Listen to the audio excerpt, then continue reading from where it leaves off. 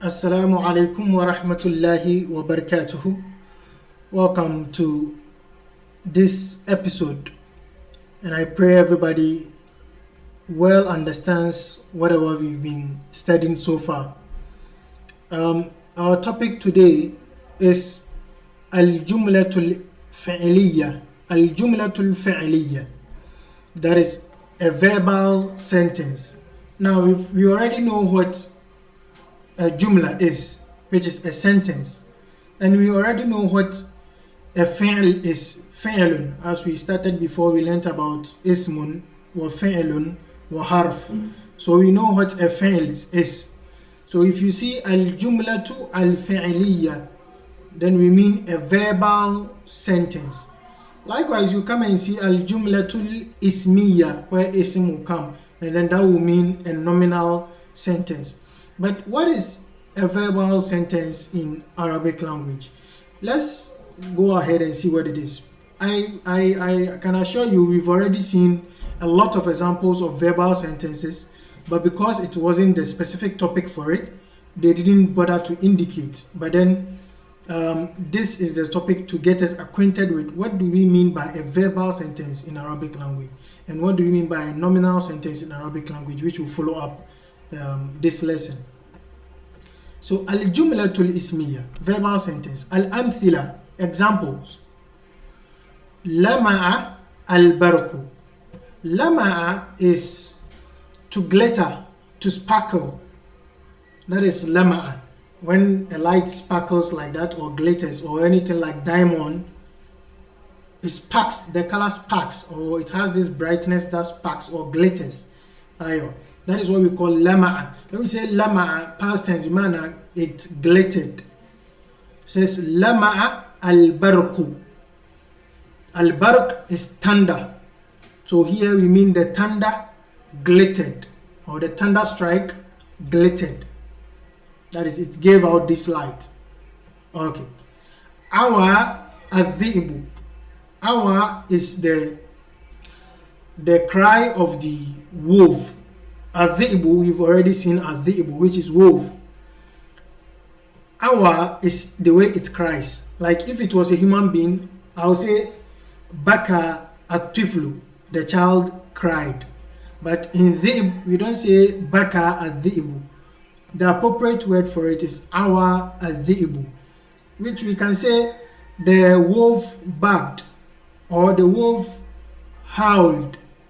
I don't know how exactly that word is supposed to be pronounced, but H-O-W-L, howl, pronounced like H-A-U-L.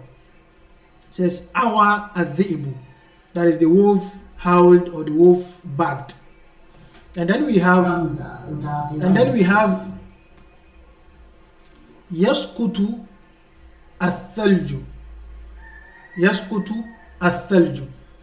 Yaskutu is from the verb sakata, sin, qaf, ta. Sakata, to fall down. So yaskutu athalju. Athalj is ice. The ice is falling. Athalju, ice. The ice is falling. Okay. And then we have yashtaddu al-bardu. Yashtaddu is from the verb ishtadda. I will say ishtadda ju'i. Ishtadda ju'i. My hunger has become severe. So it's yashtaddu al-bardu. That is the cold. Al-bard is cold. The cold has become severe. Okay, al-bard, that is the cold weather. When you feel cold, that is ash'ur bil-bard, I'm feeling cold. So you say yashtaddu al-bardu, the cold is getting severe, or is severing. Then it says iqtif al-wardata. Iqtif is the command from qatafa. Qatafa, as we've said already, to pluck something. P-L-U-C-K. Al-wardata, I said a flower or a rose if you want. So iqtif, here there is a spoon here, you read it with a spoon, because a command verb, if it stands alone, it ends in spoon. Iqtif al-wardata, pluck the flower. Says number 6, khuz al-kitab. Khuz al-kitab. Khuz means take. It says خذ الكتاب, take the book. Okay, let's get into the explanation. Al-Bahath, explanation. نعرف مما تقدم, we know from previous lessons, مما تقدم, from what we've already seen, from what has come before, أن كل مثال, that each example, من الأمثلة السابقة, among the previous examples, يسمى جملة مفيدة, is called a complete sentence. جملة مفيدة, a complete sentence, or a meaningful sentence, or a beneficial sentence. لأنه تركيب يفيد السامع. لأنه تركيب, whenever you hear تركيب, let جملة come into your mind. تركيب means a composition. We mean putting words together. When two words come together, it is a تركيب. So we can give it the word جملة. Okay. لأنه تركيب, because it's a kind of composition, or a kind of sentence. يفيد السامع, it benefits the listener, or it gives the listener فائدة. فائدة, which I said can mean معنى تامة, complete.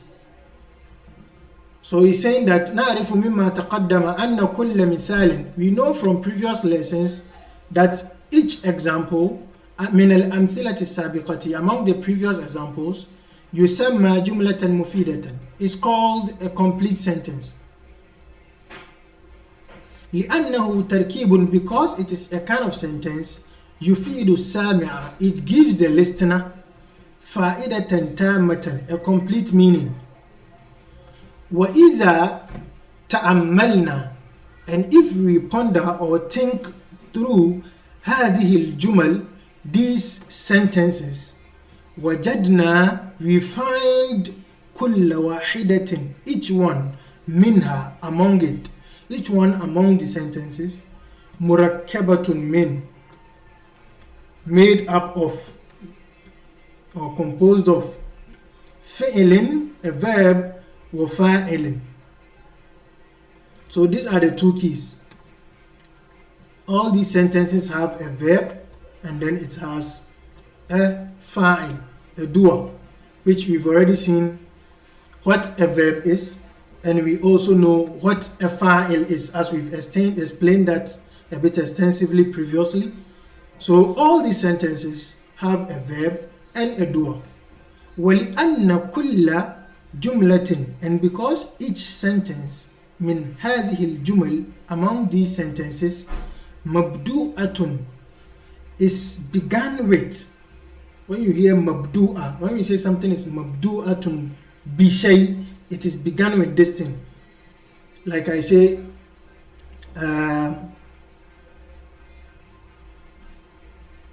هذه السلسلة, this series, or this chain, سلسلة, chain. هذه السلسلة مبدوءة برقم 10. This series, or this chain, is begun with مبدوءة من number 10, رقم 10, kind of something like that. هذا التركيب مبدوءة باسم. This هذا التركيب مبدوء باسم. This composition, or this sentence, is begun with a noun. So if we say mabdu'atun bi, we are going to tell you what starts the thing. Okay, this will be very clarified very soon. وَلِأَنَّ كُلَّ جُمْلَةٍ مِنْ هَذِهِ الْجُمَلِ, because each sentence among these sentences says مبدوءة بفعل, each of the sentence is begun with, or is started with, a verb. بفعل, مبدوءة بفعل, it's begun with a verb, or it begins, all these sentences begins with a verb. تسمى, the sentence is called جملة فعلية. It's called a verbal sentence. Now this is it. وَلِأَنَّ, and because كل جملة, every sentence, من هذه الجمل, among these sentences, mabdu'atun bifi'lin starts with a verb. Tusamma, the sentence, because it starts with a verb, is called jumlatan fi'liyatan. So this is the core thing we need here. Why is it called jumla fi'liya? Because it starts with a verb. Okay, so what is the qaida which we need to memorize? It says kullu jumlatin, each sentence or any sentence, tatarakkabu min, that is composed of or is made up of fi'lin, one, wa fa'ilin, and a verb and a doer. Any sentence that is composed of a verb and a doer, tusamma jumlatan fi'liyatan, is called a verbal sentence. Now this is the definition. This is what we need to know about a verbal sentence. Because in Arabic sometimes I will say dhahaba al-waladu, the boy is gone.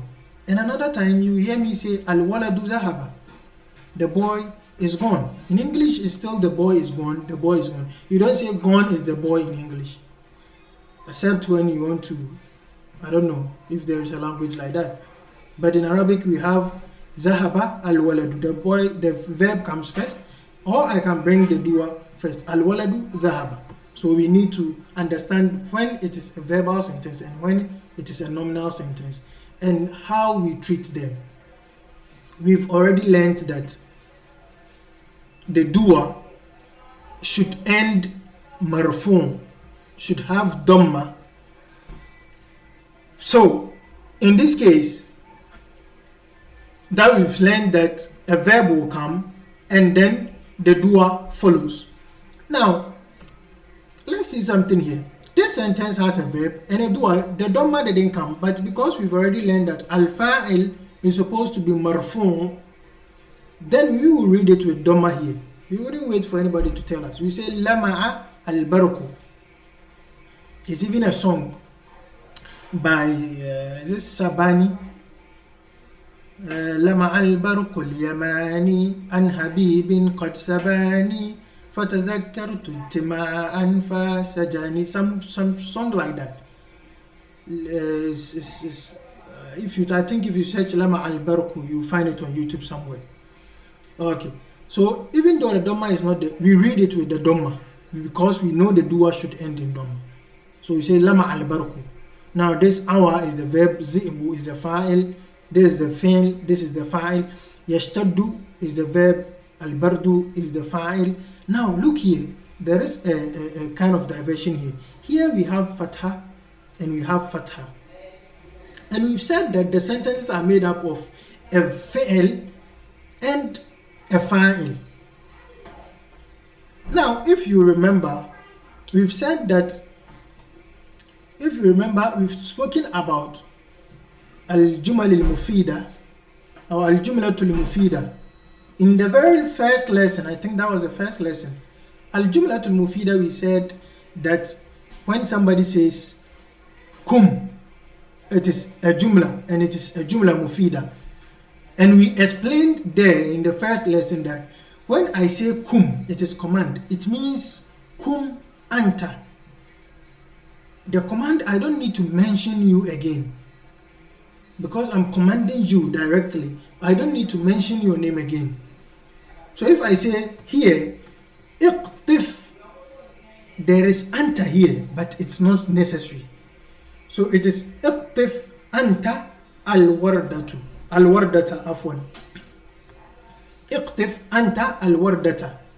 And here khuz, it is khuz anta al-kitaba. So there is the fa'il there, though it is not mentioned here. That's why I'm saying that now who is understanding? You need to understand the first lesson, and the understanding should be fresh in the very close memory, so that as you are adding up, you wouldn't get here and say, but they just said the sentences are made up of fi'il and fa'il, and we know fa'il should be marfu', and this is the fi'il, and this other word here is having fatha, this is having fatha. In this case, al-wardata is maf'ulun bihi, so it should be mansub appropriately as it is. And al-kitab should be mansub as it is because it is the maf'ulun bihi. The fa'il in this case is what? Damirun mustatirun. Damir, a pronoun, mustatirun, hidden. So here the fi'il is iqtif, fi'il amr, command verb, imperative. The fa'il, if you are explaining to somebody, the fa'il is anta. The fa'il is anta. Iqtif anta al-wardata. But because it's not necessary, it is muqaddar, it is hidden. So we say damirun mustatir because anta is a pronoun and it's hidden. So the fa'il here is a hidden pronoun and that is called damirun mustatirun. And khuz, the same thing. There is a fa'il there which is anta and it is also damirun mustatirun because it is not necessary here. So the sentence is made up of a fi'il, a fa'il which is hidden here, and this fa'il is hidden here, and then al-wardata which is maf'ulun bihi, al-kitaba which is maf'ulun bihi. I hope it is understood to this extent. Going ahead, it will keep getting clearer, but in any case, whenever anything is not understood, you need to ask. The specific point you don't understand, try to clarify it so much. If however many times it will take you, do your best to make sure you understand it, because nahu, if you don't understand it and build upon it, the ground will be very weak and it can easily break at any time. Okay, I pray this lesson is well understood. Inshallah, we will take the jumla al-ismiya, al-jumla al-ismiya, and when we take the jumla ismiya, we will get the differences. We'll get the differences between the two. Okay, so till we meet on jumla ismiya, have a good time. Assalamu alaikum wa rahmatullah. Don't forget to share.